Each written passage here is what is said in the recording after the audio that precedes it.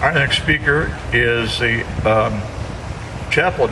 new chaplain of NAS China Lake, Lieutenant Robert L. Krebs.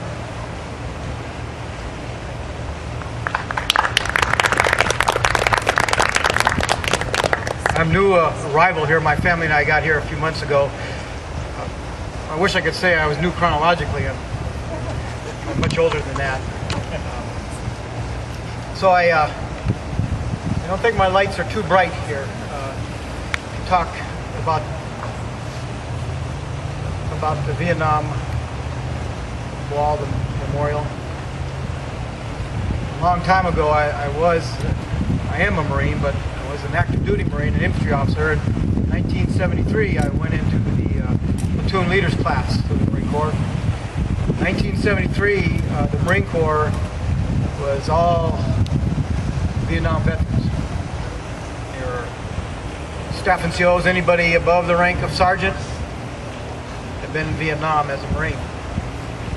As an infantry Marine, I was fortunate enough to receive my training from them. I spent almost 15 years as an infantry officer. But my beginning years, starting in 73, going forward, were at the hands and the training of Vietnam War Marines. I am very close to them today. The names that come to mind are into my heart. H.J.M. Radcliffe, Jim Lewis, Ernie Cheatham, Ed Warren. These were all Marines who taught us. And they taught us a lot. I remember they taught us about how to move in and out of a position. They taught us about L-shaped ambushes. They taught us about X-shaped ambushes. They taught us, before we had night vision goggles, they taught us how to move into an ambush position at night in the dark, and setting each Marine into a position.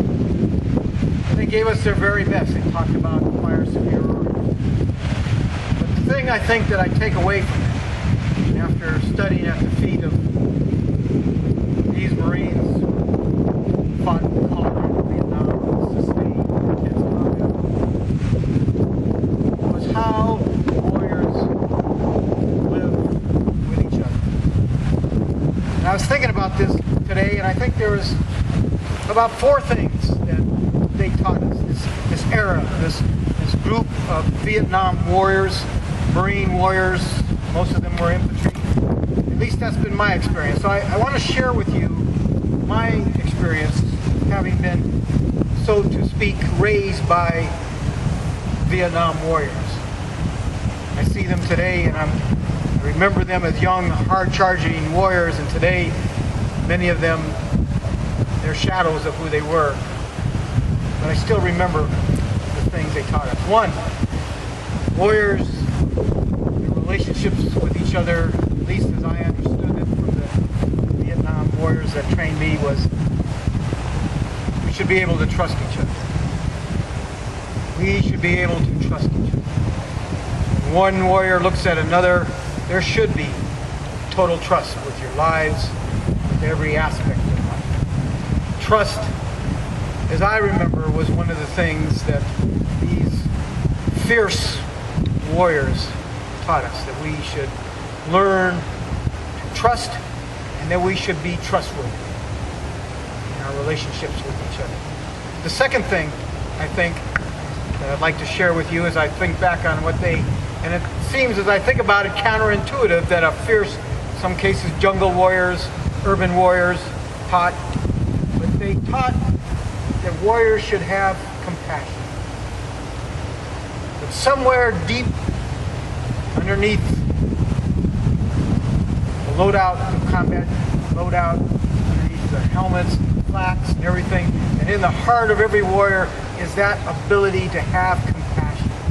That ability to look at a situation through the eyes of a human being. Definitely, there were many instances of regret. But after all the lessons learned that they went through in Vietnam, they taught us, and I remember that warriors should have somewhere in their heart compassion. The third thing, I think, these Marine warriors taught me, and those of us who grew up under their tutelage, was that we should learn how to bring order out of chaos. Certainly for the Marines, when I was there, it was under the force of arms, but it was more than that. Bringing order out of chaos may mean bringing order out of chaos, out of the chaos of the lives of the people around you, by being useful and helpful, and by being at their side when it counted, when the sky was falling down, that there was somebody who was able to keep their head about them and point to the exit. These things. Can you be trusted? Do you have compassion? Can you bring order out of chaos? The fourth thing I think they taught us was, can you inspire? Not can you inspire when everything is going well and the air conditioner's on. Can you inspire when everything is at its worst? Are you able to inspire yourself when you get up in the morning and you've got a horrible thing you've got to do that day? For them, going into combat. Can you inspire yourself? Can you inspire the people around you? Can you inspire your subordinates? Can you inspire your superiors? Can you take inspiration when there's no inspiration to be taken? These are four of the things I think these Vietnam warriors taught me. Can you be trusted? Do you have compassion? Bring order out of chaos? Can you inspire? And the last thing just brings tears to my heart. It tears me up to say it. You look at the 58,000 plus names.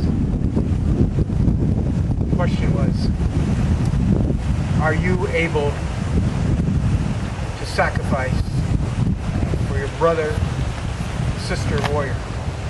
Are you willing to sacrifice a little or a lot? Are you willing to sacrifice everything for your brother, sister, warrior? So after all the technical and tactical and strategic training, these things I think represent in my mind what that Vietnam warrior, that fierce Vietnam warrior represents. Can you be trusted? Do you have compassion? Can you bring order out of chaos? And are you able to inspire? And are you willing to sacrifice? God bless the Vietnam warriors.